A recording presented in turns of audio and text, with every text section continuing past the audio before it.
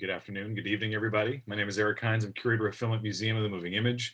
Welcome you to this week's Reverse Shot Happy Hour. It's the happy hour for Wednesday, November 25th.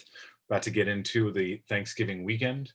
Want to thank you as ever for joining us here and for your support of Museum of the Moving Image. We've just wrapped up our extended summer into fall season of the drive-in, and we are poised to do a bit more in the online space. I think everywhere right now, the pandemic, which necessitated the beginning of this disconnected, connected happy hour, with Reverse Shot, is hitting another scary moment everywhere. So all the more reason for us to remain connected this way and to find our family in various ways during this time.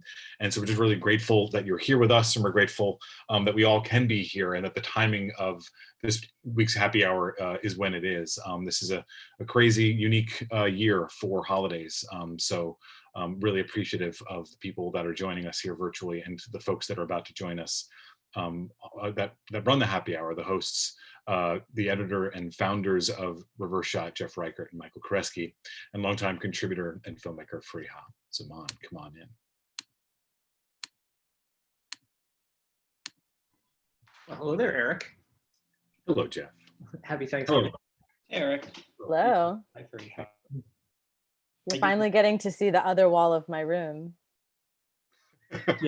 That's a joke. I'm in, I actually was able to, through a series of testing and quarantining and a direct drive, visit my older sister in Massachusetts. This is where single aunties sleep, in a 9-year-old's bed, while she bunks with her little brother. So you're getting an extra dose of color, and you're welcome. It's pretty awesome. Look at Jeff's mise-en-scène. I know, Jeff's is so sophisticated. Well, I'm going to prepare a meal over the course of this happy hour. So start to finish, we're going to deal with all these ingredients today. So welcome to my cooking show. Is that true? I don't believe you at all. I think you might cut a couple Brussels sprouts. No, I'm going to prep the Brussels sprouts. I'm preparing Brussels sprouts for Thanksgiving dinner tomorrow with bacon. And so I figured, I have to cut all these and clean them. This is a good time. You're going to movie cook. You're going to do that thing where you like swing the knife around a little bit and like kind of look up and chat, and yeah. Oh, look at me doing the work. Well, for my part, I have a couple, and this looks lewd for some reason. I have a couple of brioche buns. So gross. It's not gross. It's beautiful, Jeff. So celebrate nature's shapes. These are going to be used in my stuffing. Ooh. Which, by the way, is really, really delicious. And so I have to leave these stale overnight. So I have to cut these up. I'm going to leave them out stale. These are brioche buns. And then they are mixed up with chestnuts and sage and squash and rosemary. And then you stuff the cavity, which becomes much less appealing at that point. But I'm looking forward to eating it. I love the idea of using a brioche bun in the stuffing. I've never worked with that. I will say that my family's tradition growing up was to do a rice stuffing. It's probably a cultural preference, but it's not like we were making basmati rice. My mom would do rice-a-roni, rice stuffing, and it is still delicious to me. I can't help it.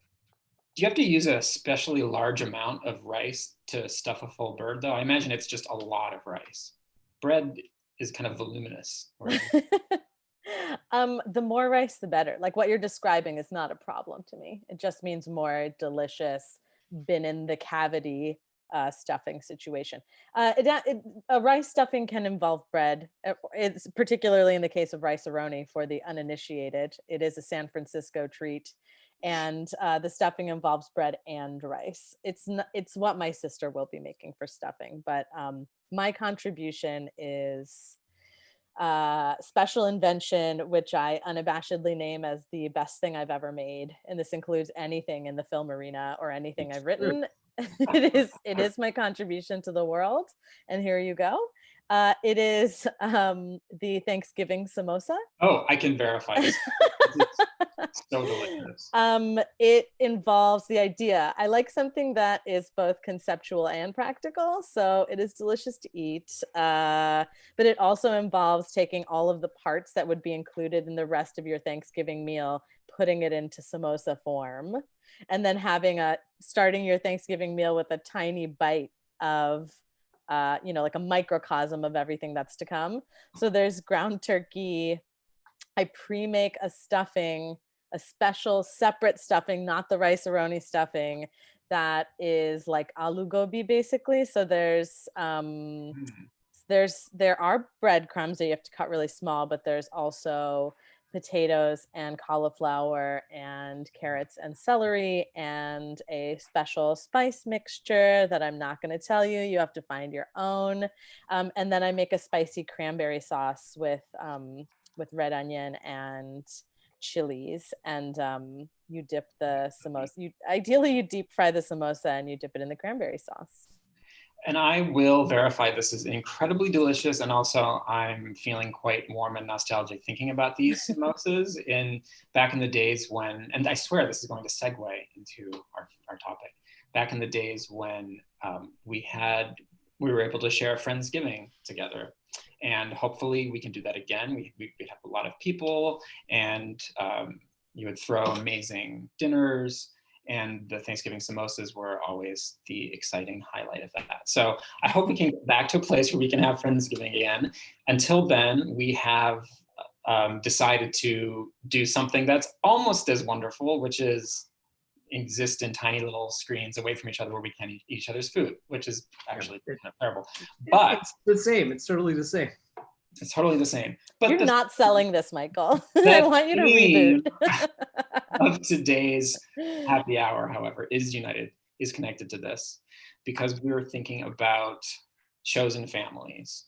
And it will come as no surprise to people who, I don't know anything about us through things we've talked about in films that we've spoken of, that we're particular fans of the Thanksgiving classic Home for the Holidays, directed by Jodie Foster.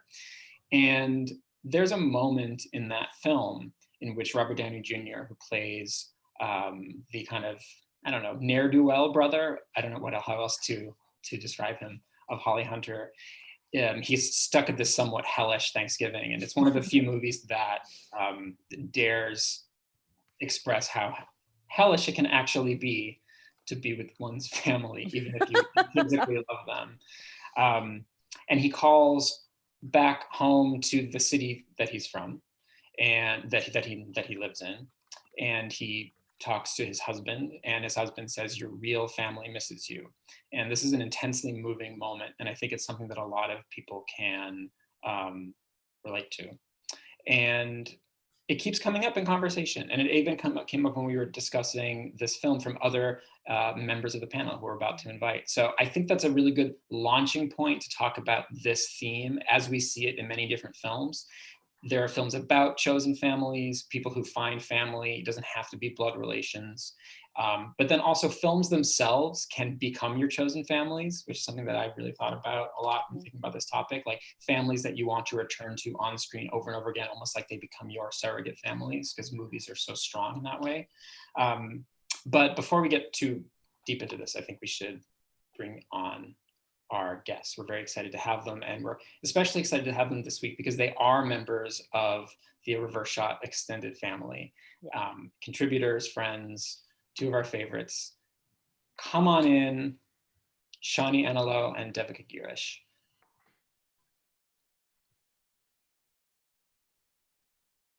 Hey, gotta unmute yourselves. Hello. Hi. Hi. So here. Great to have you on this Thanksgiving Eve. So happy to be here. Slash National Day of Sorrow. Eve. Or according to the state of Pennsylvania, the eve most people get drunk. Oh, really? Really? Yeah. I'm doing it wrong. Well, didn't you see this? Pennsylvania, the governor said banned alcohol sales after 5 p.m. tonight because apparently thinks that tonight is the night that people really get fucked up. Wow. I That makes know. sense. I can You see mean that. In celebration, like Might happen. Unclear. dreading the next day. I mean, I'm just Unclear. curious. Unclear. I mean, there's a preparation. lot about Pennsylvania that's unclear, but so I didn't grow up in the States or go to high school here, but speaking of chosen family theme, I was definitely taught by movies that like the high school reunion in your hometown is a Thanksgiving Eve thing. Oh, yeah. Oh. And I've witnessed it. I wasn't sure if it was real, except that where I visit my older sister is the town that Michael Koresky grew up in and where his mom still lives. And there is a special restaurant called the Hong and Kong that I have typically gone to in Thanksgiving Eve's past. And there's definitely like generations of people with their old high school friends getting shwasted.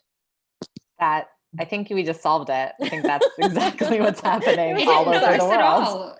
all over the Wait, country. At least. why is it just accidental? I mean, why is it? Because the people day go that home, there's- people are like visiting home. It's just Okay, that makes sense. Yeah. Oh. Yeah, and that's gonna be a lot of we can fun. talk about it later, Devika. Just something I had to learn from the movies. Is it real? I don't know. You know, now that you mention it, I actually can very vaguely recall I mean, I don't usually go home for Thanksgiving because I'm from California and I've lived in New York for a very long time, so that's very far and also hellish to travel during those days across country. But I do vaguely remember many years ago going to like a pub crawl organized by some guys I went to Hebrew school with, like involving several Berkeley pubs. So yeah. If I could just jump in for a second before we get too far down this rabbit hole, which could go on for a really long time, I realized that I didn't properly introduce both of you. Shonni Enelow and Devika Girish have been contributing to Reverse Shot for a long time now, but they also have illustrious careers outside of our publication, of course. Shonni Enelow is an associate professor of English at Fordham. Did I get that correct? Correct. Yeah. Got that correct. And she is the author of the book Method, Acting and Its Discontents, and the new book, A Discourse on Method, which is wonderful. You can look for it. Devika Girish is, of course, assistant editor of Film Comment magazine. And did I get that correctly? The assistants and the associate editors always throw me off. I want to make sure I get those correct. So welcome. We are pleased to have both of you here. Well, thanks so much for having us. Sorry, I didn't want to interject, but I did want to say, like Farihah, I didn't grow up here. Thanksgiving isn't like a holiday that, I associate tradition with. So all my Thanksgivings have been Friendsgivings. And I really miss, being able to do that this year. So I'm like really grateful for this because this is a great Friendsgiving substitute. So it's the second best thing is Yeah. sitting there and staring at each other. And having No, a bunch it's of food. wonderful. Michael, we're still on. Yeah. You see, this is the informal family feeling. Talk over each other a little bit. We show our true feelings. Swig of Delay cider. the intro. You're getting the full pretend to treatment. like each other. Yeah. No, I actually like you guys. I don't want to be too emotional here, but I do actually like you both. I think Home for the Holidays makes a good launching point before we jump into all of the variety of different films we want to talk about. Because when we were first coming up with the topic, and Shonni, I was emailing with you a little bit. You said you had just watched it for the first time in a while, and this exact scene that had already been in my head sort of jumped out at you, and it's a great anchor point. So if you could, that experience. Yes. Well, I mean, I loved the movie when I first saw it, which I think was actually when it came out, 1985. So I was like 12 or 13. And I realized on watching it, but I hadn't watched it for many years. And so I realized upon rewatching it this time that shot of where, we're in this like very claustrophobic house in a suburb, like Maryland or something. We're in, and the family is really like all consuming, and you really identify with the main character. And then you see this like suddenly on the phone call that Robert Downey Jr.'s character makes, you cut to this like totally different setting, right? Like the scene is this gorgeous loft like space, right? That's filled with, like diverse, hip looking people, like of, you know, having a great time in this. But it's like, I think there's something about the design of the space. It's like it's very white. It's very, I mean, the room rather, not the people in the room.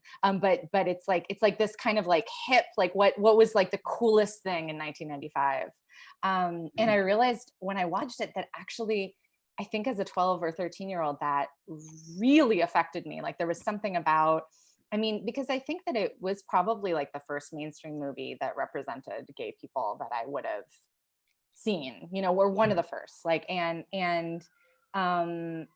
just the sense that there was this other world that this character was a part of, and that it was so much better on every level than the world he was from. I actually think this really lodged deep in me, and as I said to Michael, organized or directed my like lifelong intuitive feeling that I should just try at all costs to be where the most gay people are at any given moment. Like that is like the best thing to do, whatever the circumstance, is just like go to where the gay people are. And look where you are now. And it's so good. It's so good.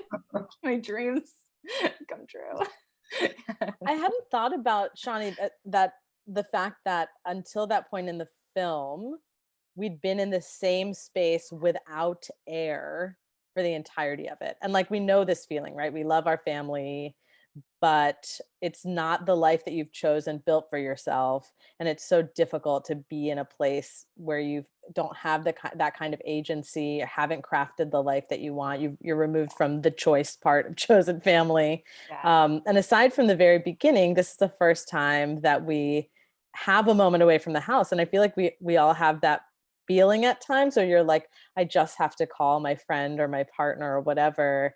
And you feel for a minute, you know, that sense of it's okay, the real world still exists, like my real life still exists. Yeah. It's a really powerful message to have, if that's the right word, to have in a Hollywood release in the mid-90s or whenever, because I remember seeing it and being really struck by it and thinking, I was in high school when I saw it, and it didn't register quite so automatically, but something did lodge there, like you're saying, Shonni. I had never thought of a movie about a family intrinsically telling me that is not necessarily the end point of your life and what your life means. Where you come from does not define who you are, and the difficulties of that space, of that domestic space where you come from, are something to be overcome. And I hadn't really seen that message put out there before. A lot of films, and including a lot of films that I love, are very much about like maintaining, you know, bourgeois norms and making sure that you stay in line. So that was very, very powerful. I want to bring Devika into the conversation. I realize that you've been muted. Oh yeah, sorry. It was so exciting to hear somebody besides myself or Michael talk about Home for the Holidays. I know, we got a little bit carried away. So thank you, everyone. It was thrilling. I do want to talk about Robert Downey Jr.'s performance at some point, but sorry. We cannot ignore that performance. Okay. Pragmatic. We'll come back to it. Devika, I was wondering, when we first posed this topic to you, what leapt to mind? What is a film that either represents chosen family to you, or you feel is in some way about chosen family? You know, I actually, I feel like I struggled with the question a little bit, because, and somehow the first thing I went to was actually this essay that Girish wrote for Film Comment, I think in 2016 or 17, about, you know, immigrant films. Because I do think like all my encounters with American holidays are so like shaped by, you know, that's when I most keenly feel the sense of like being far away from home. And I mean, we also like, you know, Diwali was last month, which is kind of the festival that for me is the family festival. And I just, somehow I just couldn't even find like cinematic references, you know, for like just any, I don't know, I just struggled with finding something like festive or finding something actually like that represented the holiday for me. And I just kept thinking of distance. And so I revisited that essay and just I remember the opening graph so vividly from when I read it back then. And he kind of talked about how Christmas time for him, when he moved here from India in the 1990s, Christmas was associated with like wandering the streets of Buffalo, New York alone, you know, and how he found that experience reflected in Lost, Lost, Lost by Jonas Mekas, and sort of like how that, you know, is what the holiday meant to him. And so I don't know, those were the feelings that sort of came up for me, you know, just thinking about, there's not a movie, but I thought of that, my favorite episode of Mad Men. And I do think about TV a lot around holidays, because I feel like TV is also where you get, you know, you said, Michael, in your kind of prompt, like movies that become like family to you. And for me, I do think like television represents that more, because you kind of get to be with an on-screen family, you know, over time. And so when that Thanksgiving episode or that Christmas episode rolls around, you have the sense of like participation that I think not even movies can achieve in the same way. And there's that Thanksgiving episode of Mad Men called The Wheel, which is actually the first ever episode of Mad Men I watched in college in a TV class. And the class was sort of about history as represented on television and television history. And of course, that episode, you know, it's about nostalgia, and Don Draper basically kind of, I think extempore, like gives this pitch for, what is it, like a slideshow projector? Yes. Something like that. And it's, you know, all these, right. And it's all these memories of his family. And of course, there's like all kinds of family dysfunction going on in his life. But in that moment, like he's talking about the word nostalgia and just the idea of encountering yourself and your family in like the embalmed way of images, and, you know, whether moving or otherwise, and the kind of like just encountering the past and intimacy in that distanced way and what that brings up. Somehow that was like the first thing that came to mind, because for me, these periods of time are always so heavy with nostalgia, you know. So I was thinking about that. And then the other thing that's on my mind, and sorry, I won't go like on and on, but we at Film at Lincoln Center, we just unionized recently. Congratulations. We won our union election. That's awesome. And that's also been, you know, something that I've been thinking about a lot in terms of family and togetherness. It's kind of, you know, when during the summer, when there were furloughs and layoffs, and, you know, institutions were sort of responding to the crisis, the people who started the Cinema Worker Solidarity Fund wrote this piece in Art Forum, and they said something really beautiful, you know, very striking and beautiful about, you know, we hear that workplaces are families, but what kind of a family is that lets the most vulnerable go as soon as there's a crisis, you know? That line has really stuck in my mind. And the whole, you know, the process of forming a union, and also just thinking about ways in which we can actually develop these bonds of care with people who are not our own, you know? I mean, who don't have to be family, who can be strangers. I mean, that's kind of what I've been thinking about during this pandemic. Like, how do we extend that, you know, sense of care? So a lot of movies have, I think, come up in that sense too. I was thinking of Ephraim Asseli's The Inheritance, which showed in the New York Film Festival, which is kind of about a collective, like a Black collective, sort of establishing a home in a house. And we, over email, we talked about Happy as Lazaro, the Alice Rohrwacher film. And that's very bleak, like it's not, but you know, it's kind of that almost like the flip side of what happens when that kind of care is missing in society. So I don't know, these are the things that have been on my mind. Nostalgia and I guess solidarity is what's coming up for me. I liked that you brought up Happy as Lazaro, because I think that, you know, we have and will continue to discuss a lot of examples in which, again, the chosen part of chosen family is stressed, right? Like, I didn't have a home or place until I found my people. My example is always that Blind Melon video that ends with the little bee girl finding a place beyond the gates, where everybody is like dressed exactly like her, which even when I was a young weirdo, my older sister, whose home I'm now in and who is now a mother of two, would tell me like, don't worry, maybe that'll happen for you one day. But You mean no rain. Yes, we're talking about no rain. Right? No rain. Yes. Very important to our generation. You have no idea how much groping for proper nouns had to happen in my brain just now, and like the one piece I couldn't fit was the song. That music video is about chosen family, but I think that the part of the flip side and part of what you see in Happy as Lazaro is that like sometimes chosen means more that you fell into a place, it is the only place for you, it is better than nothing, and you find some sense of comfort or coming together. It's almost like reverse engineering the family part of it, right? Like you fall in out of reasons of convenience or necessity, and then find that you actually have something to offer one another. And an example that comes up for me again and again is Shoplifters, which I almost can't talk about without crying.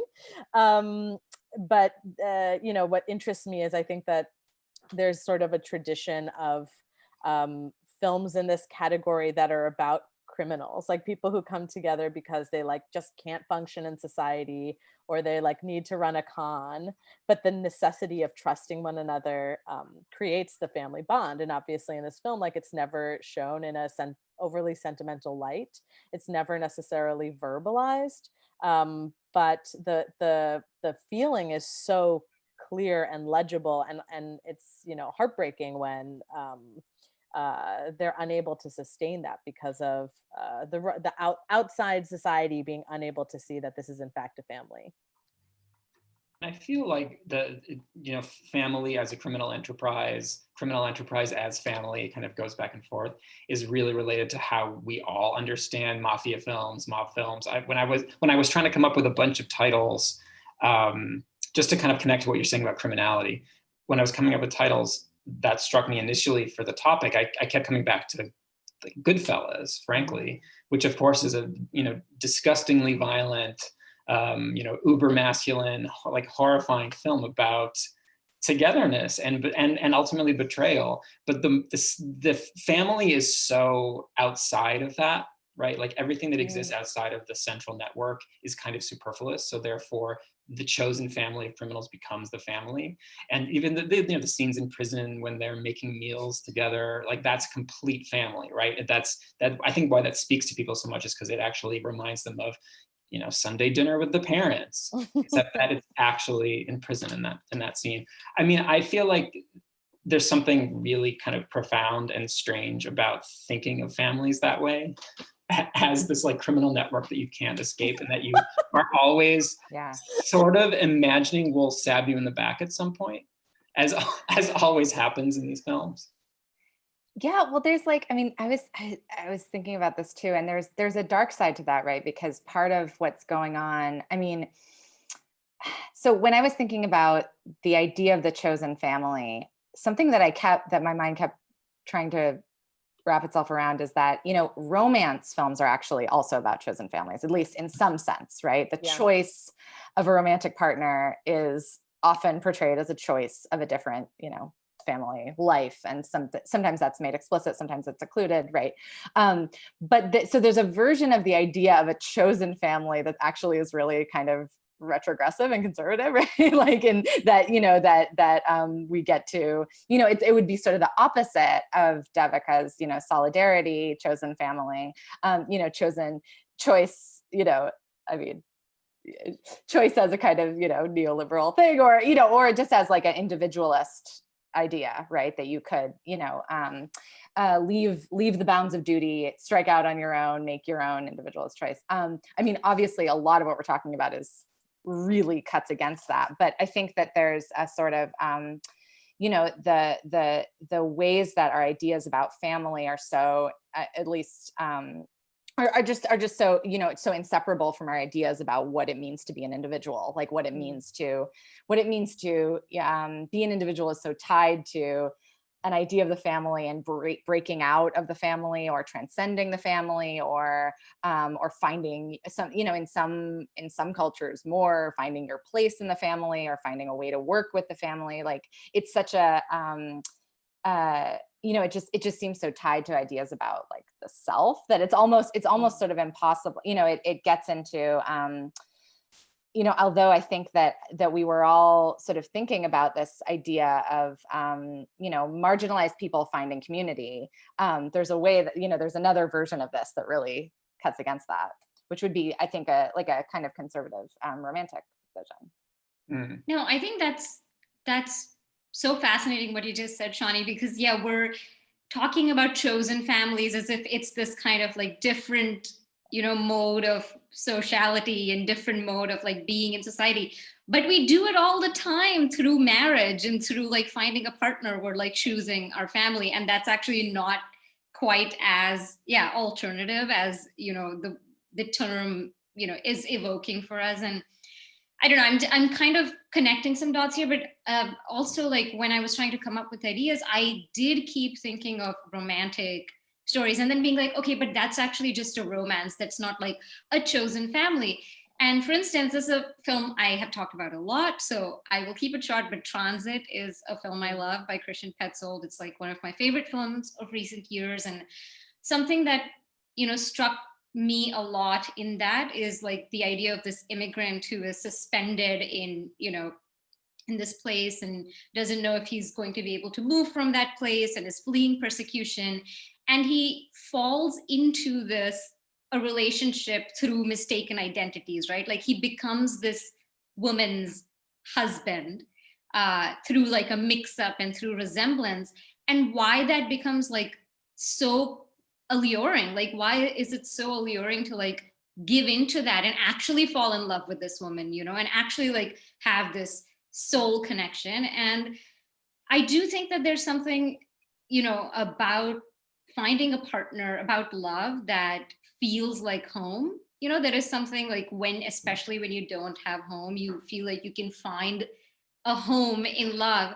And I don't know, I'm saying that in a very romantic way, but I think there is a conservative element to that as well, because it means the creation of like, it embodies the creation of family. It embodies like the kind of axiom of like heterosexual society. And that's like, I've been thinking about this a lot for various reasons, but how like, why does marrying someone grant you citizenship? That's just a very kind of weird thing. Like otherwise you have to jump all these hoops, and just like marrying someone makes you a part of the nation as family. It's just, I don't know where I'm going with this, but there are like ways in which we constantly choose membership into families that are like, that, like you said, are weirdly conservative and coded and seem to push us into like certain types of relationships with others in society. Well, it's all coded into very heteronormative social systems. So it's based purely on kind of procreative forward motion, right? Like, of course, you can marry into this family and you can ascend to this new plane of existence in this new country because you're going to, help guide humanity forward by bearing a child through your marriage. It all comes from that, right? So yes, there's something inherently very conservative about that idea. I don't think this is where we were planning to go, but this is where we are. I'm glad that you specified like heteronormativity. heteronormativity, because I don't think that the idea of a story being about chosen family as a result of a romance is inherently conservative, because I think the way that many of us first heard this phrase, or I know at least that I did, is through queer community and the idea that, that it may be it can be friendship, but it can also be romantic. And your choice of a partner, which radically bucks against, in many cases, what is expected or desired of you from your birth family. It's like a romantic relationship, but that's like one that's incredibly powerful. One of the examples that I was thinking of in this arena is Eastern Boys, which I find really fascinating because it begins with a sort of sexual and romantic connection between two men, and that relationship begins to morph into one that is more of more of a parental relationship, a father-son person. And Yeah, it was, he adopts him at the end of the film. I mean, yeah, and it should have been so disturbing, but instead it just is imbued with this incredible sense that like this older man realized that this boy had other needs that were much more pressing than his own sort of lust or physical need, and the sort of like amorphous quality of love, or the evolutionary quality or sort of mutable quality of love was so beautiful. I think that there's like examples in which a romantic relationship as chosen family can still feel radical. Definitely. Makes me think of if we're talking about French films, Devika and I both mentioned 35 Shots of Rum, the Claire Denis film, where I feel like for a long percentage of the movie, there's about 4 characters in the movie, and for a really long time in the film, it's kind of unclear exactly what their relationships to each other are, like what the history is. Clearly, there's a lot, like there's a weight to it, and then all of a sudden, there's the dance sequence to the Commodore's Night Shift, which is one of my favorite scenes in all of movies. And there's sort of this weird kind of handing off and passing of partners and an interchange that's happening between like people and bodies, and all of a sudden it becomes kind of clear exactly what's at stake in this, but it's still this like small group that's united around. They live in a small space. There's a lot of food. It's just one of those movies where you're left wondering for a while, like exactly what all these relationships are and how everything is kind of ambiguous. And I think in some ways that's also true of these questions of chosen families. Like they can be kind of impenetrable. You know, the people we're watching clearly understand what their relationships are, but we cannot, because we're the outsiders and we can't totally unpack it. What I love about that example is the way that it becomes clear is through like very cinematic language, right? It's not a verbalization. It's not exclusively narrative or writing or anything like that. It's like, this is what you can get out of the relationship of bodies and space.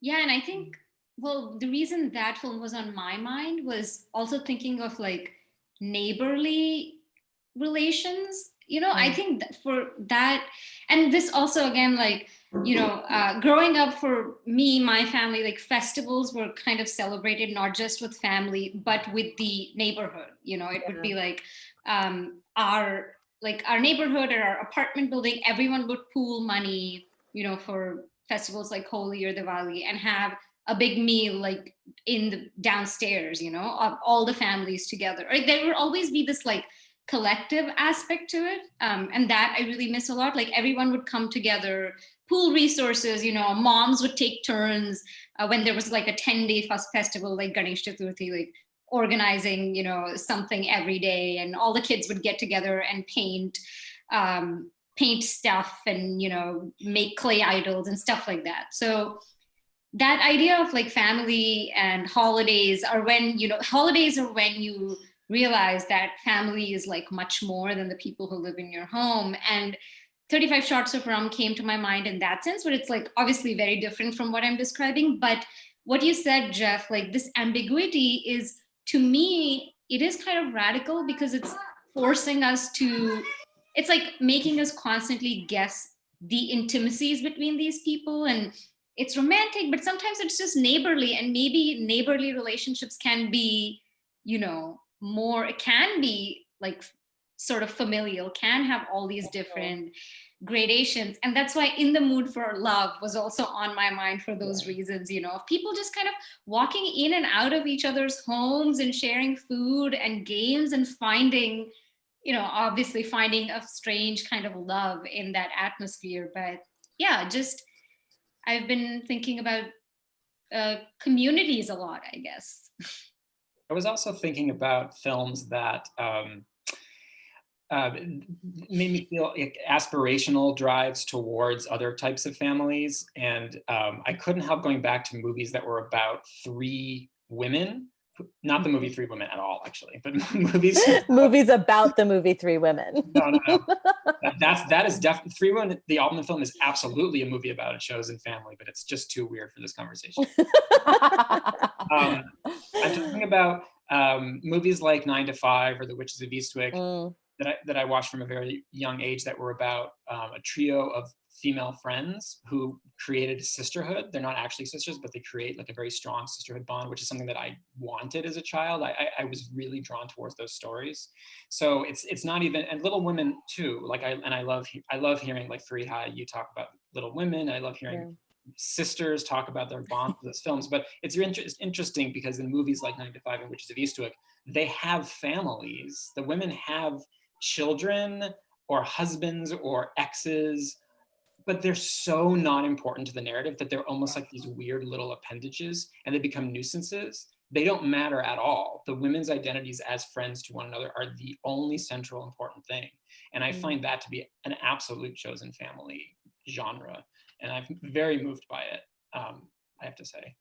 Yeah, this is actually where my mind went to. And the film that I kept thinking about was Agnes Varda's One Sings, the Other Doesn't, as a beautiful example of that, right? I mean, it's, you know, the primary relationship is so clearly between these two women, and you know, and they you know, gain and shed romantic partners and, you know, and children. I think that movie's depiction of motherhood is really, really fascinating. It's like the least alienated depiction of motherhood I've ever seen. Sorry, I thought of that film too, specifically because of that ending, which has this bucolic countryside extended family of friends that is just so deeply moving to me. Yeah. And I mean, I think I was really attracted, you know, for personal reasons to movies where like there's a kid, but it's somehow the kid is incorporated into this other kind of non-heteronormative family, like, and some, you know, either because the kid is, you know, in some way like adopted by non-biological parents, or maybe by biological parents who aren't really acting like biological parents, or, you know, and that movie, the way that the kids are incorporated into this story about these two women, but never take it over, and are like never, never, like we never get the sense in that movie actually that the kids are an obstacle towards these women's self-realization. Like actually the kids are just a beautiful part of that. And that is like a very, I think that's like, I mean, there's something about that is actually queer in a context of like a world that idealizes certain kind of like very alienated motherhood. So I think of that movie as articulating like some kind of way that a procreative family, like children, you know, cannot be the example of like a, you know, fetishization, idealization of the figure of the child. This strand has also reminded me of the 1978 film Girlfriends, Claudia Weil. Yeah, I mean, there are many, many examples, of course. It's not a trio of women. I'm sorry, they're missing one. But there are, of course, many examples of you know, like bonds of friendship. But I think that film in particular, it's not just about the closeness of the main character and her girlfriend in the platonic sense, in the familial sense, but that it's like very specifically investigating like the intimacy of the bond in ways that go beyond what can be sort of a cliche, like, oh, get it, women's friendships are so porous, sometimes it's sexy but sometimes it's not, it's hard to say. It's more like, no, it's very clear that it's not sexual or romantic, but who's to say that only sexual or romantic relationships have a kind of heightened emotion, intimacy, and dependency. And there's one scene in which it sort of puts the central relationship in contrast, because you know, her friend, you know, meets somebody, sort of moves on, and she takes a roommate. The roommate on one occasion, I think, tries to kiss her, and she just says, "Oh, that's not what I meant when I called my previous roommate my girlfriend." And that's it. You know, it's like, it's not a judgment. It's not really about a film about her sexuality, but this sense of like, that's a family bond. It doesn't necessarily always turn into more just because of your intimacy. I really appreciate it in that film. I wanted to ask about a particular film, just because Shonni, you mentioned you wanted to speak of it, and you have just written about it for Reverse Shot. So we want to make sure people read your wonderful essay. It's the Last Black Man in San Francisco, which is a wonderful movie, which completely ties into this. And I guess, you know, moving to a much more masculine realm, but in a very like unexpected way. Yes. Sorry, if you hear, I don't know how much you guys could hear, but my 3-year-old is screaming because I'm supposed to bring him a toy in the bath. So I will try to make this point, and then I might turn off my video for a second. I mean, I think that Last Black Man in San Francisco is such a great example of a lot of the things we're talking about, in the sense that it's a, you know, it's a extremely close relationship between two men that is not explicitly romantic, or, you know, or, I mean, I guess you could argue about whether it's implicitly a romantic relationship, but it's certainly not explicitly one. It's definitely, though, a familial one. And it's, you know, the kind of the tragedy of the film is that one of these characters can't accept it as a full family, and needs, and, you know, is constantly trying to reconstruct you know, a version of what he understands to be his actual family, his historical family, his and their past.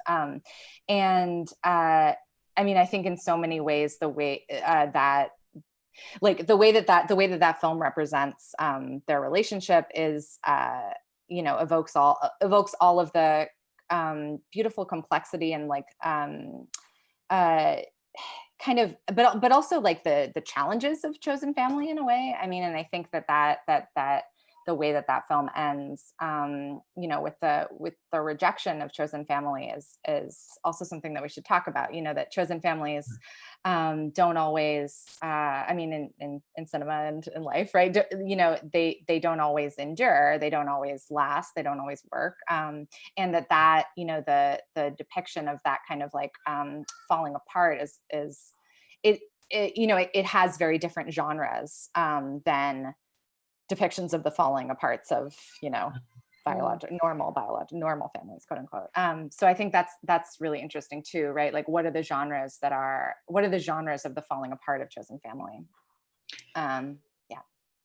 Well, I was reminded during this hour, actually, by my husband, of one of my favorite films, which ties into what you're saying, Shonni, which is Mike Leigh's Another Year, which is probably, as far as I can tell, and people can say I'm wrong, the most kind of tragic and unsettling example of wanting to be part of another family and actually not fitting, right? The Leslie Manville character is constantly trying to penetrate this inner world of the Tom and Jerry characters, who are this very like insanely, almost pornographically happily married couple who have this, you know, wonderful extended family, or a happy son. And this Leslie Manville's character is Jerry's coworker, and so she's always inviting her over, and she starts to become part of the family, and then that ends up not quite working, leading to a rather dour ending. But I hadn't seen exactly that thing represented in a film before, right? Where you're kind of doing everything you can to enter this other world, which is actually completely closed off to you. And I hope that that's not true most of the time, but it happens to be true in that. I mean, it's not unlike Harry and the Hendersons. I was going to say The Hand That Rocks the Cradle, a film that I also never considered in the same breath as Another Year, but isn't that the like genre extreme of this category of chosen family, where it's like, you choose them, they are not choosing you back. It is an unrequited choice that ends in another tragedy. Like very random addition to this set would be Close Up, which also just like suddenly came to my mind.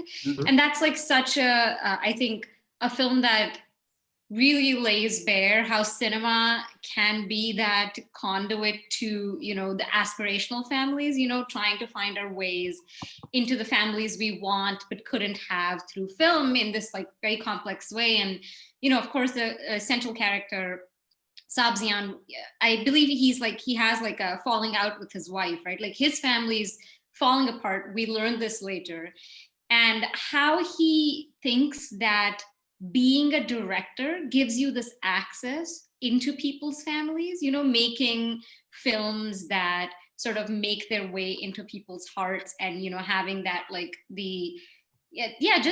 I'm just always so struck by that is the impersonation of Mohsen Makhmalbaf, who's the director, is this route for him to enter this family that is unattainable for him in terms of class, in terms of space, in terms of their interpersonal bonds, and he takes on this position of like authority, right? Like, even though he's impersonating a director, he kind of starts behaving like a big brother or an uncle or something.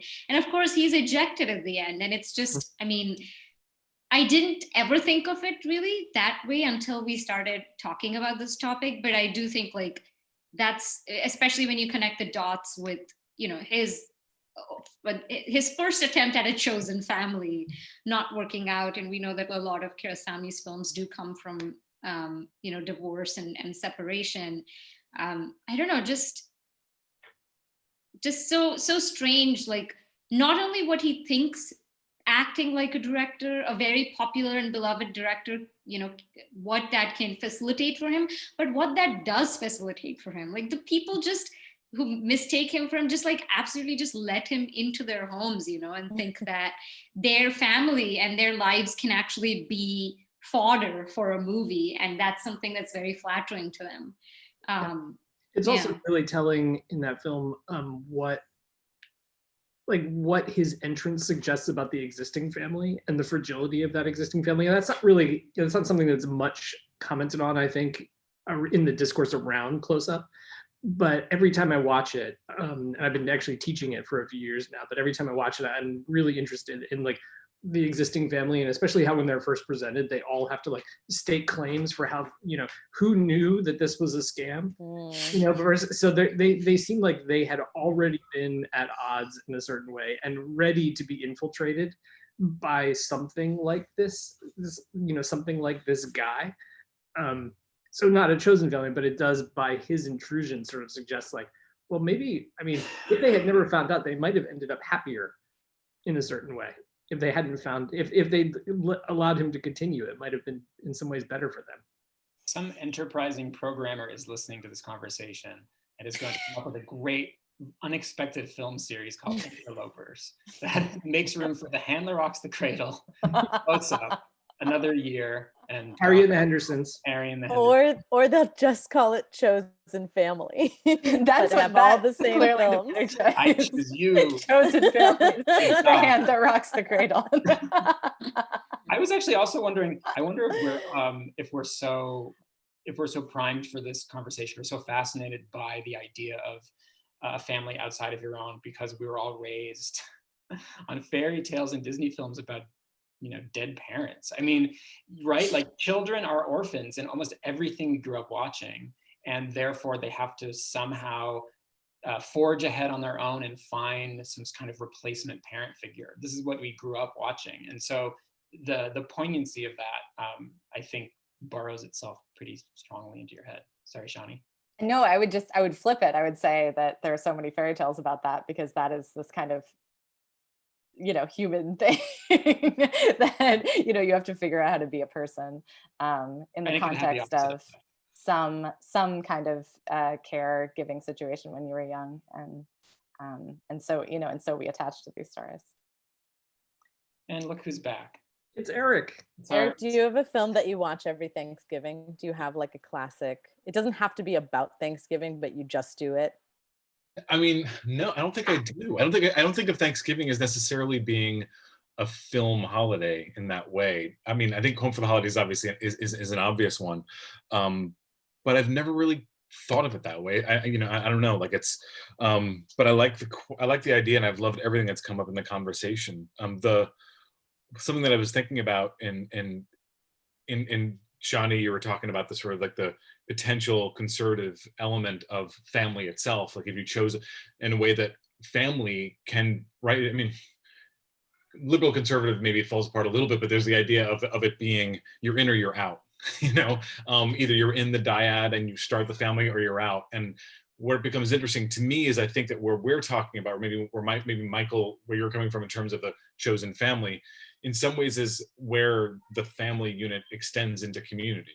And I think that the element of community winds up being really crucial here. Like either your sense of family is open-ended enough or porous enough to let people in your community into it, or it's not, and I think, so it winds up, I start thinking about senses or like urbanity, like where like why we are drawn to cities, because we actually want our circle to go extend beyond the house and beyond the family. And so like I was thinking about it, I mean, it's come up before, it probably will come up a lot more in the Reverse Happy Hour, but like in Jackson Heights comes to mind, where like this notion of like who's your people is so much more open-ended, because you take the kind of neighborhood as a primary unit, and so once you take the neighborhood as a primary unit, so much can fit in there, and you can have these relationships with people that that you're going to break bread with, that you would do something for, that you go out, you extend yourself to take care of, because it's gone beyond the sort of small sense of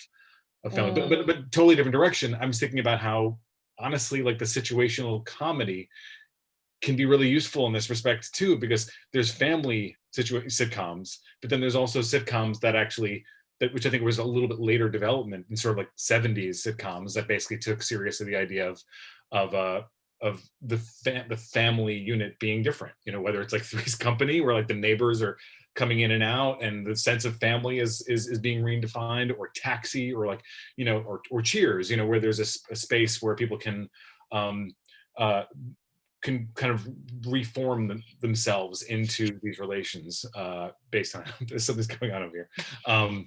Anyway, so like, and so in some ways, to answer your question, Farihah, there's a way in which I'm actually thinking about like binging on, on shows that do that. And I was just this week, I started revisiting Larry Sanders Show, which I haven't seen since it was on the air. And it's particularly caustic and pretty dark in a lot of ways, but there's still something about people coming in and out of one another's lives, and that I think I'm drawn to in this particular week. Well, I love your expansion.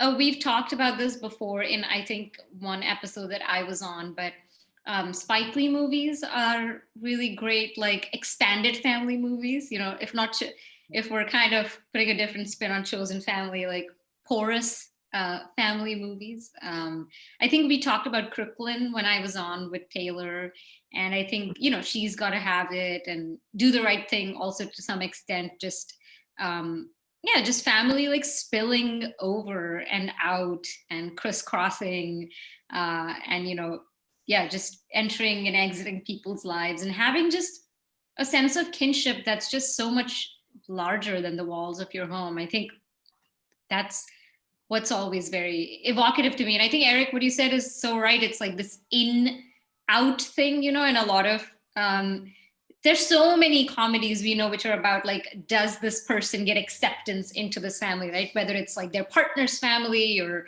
some other notion of family. And I think the movies that feel most evocative are where it's just messy, it's just like large and messy. And at the end of the day, people do have something shared at the heart of it all to bind them together in some way.